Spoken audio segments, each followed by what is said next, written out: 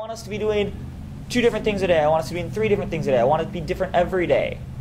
And we're going to be doing different things at home than we are in the classroom. A good example of that is I have a current events project that we do every 2 weeks. Every 2 weeks my kids are reading something that happened in the news. They're writing an essay response.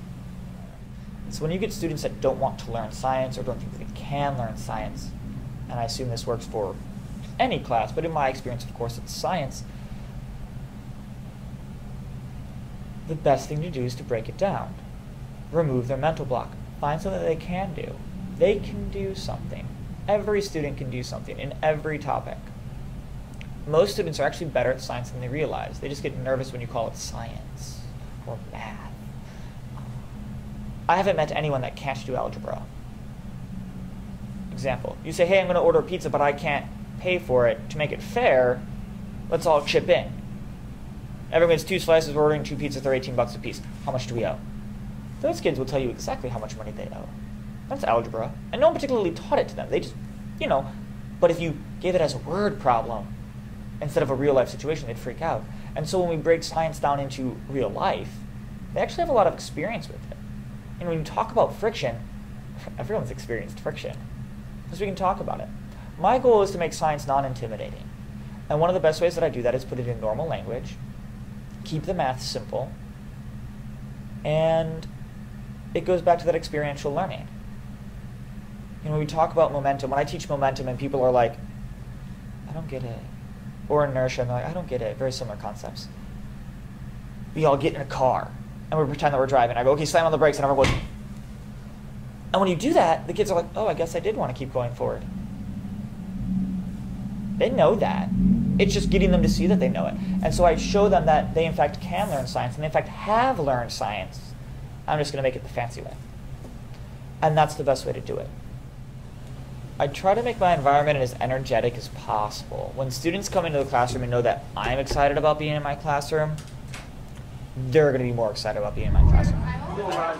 So the students are all given a set amount of material, the same material. And I think the most interesting part about this activity is how many different things they have. A number of groups are launching stuff, other groups are rolling things, others are sliding them. And I think it's really interesting to see all the different creative solutions that they're coming up to the same problem with the same set of materials. And no one's approaching it the same way. And I think that's fantastic. A lot of you guys wrote things about variables. You said, I'm going to buy an independent variable faster, which is a good plan. What's your plan to execute that plan, Chase? Maybe by looking at the materials and like what you have the most of. Okay, I have 2 questions. Go ahead. On the trials, each person I'm giving them like 10 trials and averaging that out. Each person you're doing, that's not a trial. Each person is your trial. And each trial will consist of 10 questions. And then the other problem seems to be that it gets hung up on this piece right here. Right? A little piece of tape. Not the piece of tape, this corner right here. See, watch? That's where. So what if we just put a piece of tape across that too? Right. But we definitely do as much stuff with technology as we can. It's just what we have access to. We use it. And that's everything from just our hands, stuff I got at Home Depot, stuff that came with the science books, the internet. It's what's going to work for the best situation. My approach to teaching is generally to do whatever works. Anything that works is fair game for me. When I'm looking at these graphs, it looks like you're going to have... No, well, not exactly. These are just to see if this is like, these are control graphs. And then these are my main ones. This is... So are you going to do... Time. You're going to do time and remembering? No, comprehension. Remembering was too hard. Define how you're going to know about comprehension. Okay, so my plan was that maybe I could use like 3 articles from like one of your SAT books or something, and then how will they they answer come the question? with standardized, like 4 standardized questions that will show their understanding. And I don't always know it's going to work, so we always try it. And I'm really excited about trying things that I haven't tried before. And that excitement is key.